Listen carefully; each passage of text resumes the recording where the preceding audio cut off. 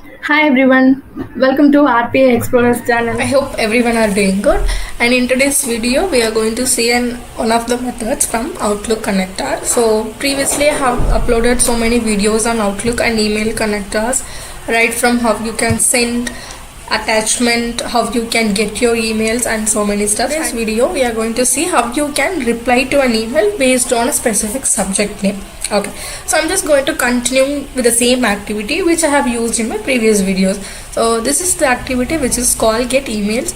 So the first step is to add your connector. Make sure that you add your connector by going into the global objects, right clicking on it, add connector, and then you can just choose the connector you want and click on add connectors. And in case required, you can also rename it. And the very first step before you use any other Outlook method is use this set account. So it's just to set the account for that specific connector. So here I have set my account, which is botbits@outlook.com. So once you're done with the set account, you can use any other method, like you have to get your emails or get attachment name, whatever you want. Okay. So in this case, I'm going to get my emails based on my subject name, and then I have to loop through it and reply to each emails that I receive on that specific subject. And this is my email. Currently I do not have any unread email, so let's just send an email for this example. So let's send to botblitz and let's call the subject as, maybe we'll call YouTube demo. Let's say reply email. I'll just copy it. Hi RPA bot. So let's have some random subject with salutation.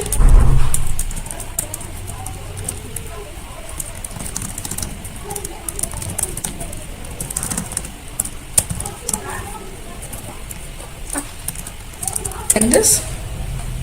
Okay, so now we have received the email. So let's copy the subject name, and also I'm going to mark this email as unread. Okay. So in the previous video itself, I have explained how you can filter it with different filter conditions based on your subject name, recipient, date, or whatever. So basically this is the condition, like this equals defines the specific condition you want to get, and not equals if you want to start with specific word or specific letter, you can give it, and then it's contains condition. So let's use this contains condition. Okay, and then let's replace the new subject name. Okay, so the first is your folder name, and in my case it is inbox, so we have the email in inbox. And second filter, which is your filter, so I have provided my filter in string. Say I want to pick top 10 emails, and next is unread only. So if you want to take only the unread emails from the inbox folder, just make it true. As I want to take both unread and read emails, I am just making it false. And if you have any calendar invite or any meeting invite, if you want to avoid those things, just make it true. Not consider those items if it matches with the given subject. And the fetching order, so you have last in first out, which is basically latest one.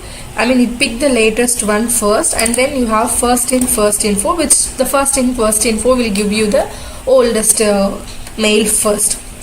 So let's pick last in last info, and I'm keeping a breakpoint here. Let's see the count of the emails which matches the subject name. Okay, so as expected, we have only one.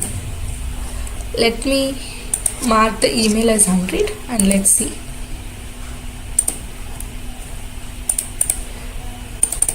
So you want to make it true. I just want to take only the unread emails, so let's see that it should be still one. Yes, so now it is expected, and this list will give you the mail IDs for each subject names, which is something unique. So this is the sample email for our specific subject name. Okay, so this is the email.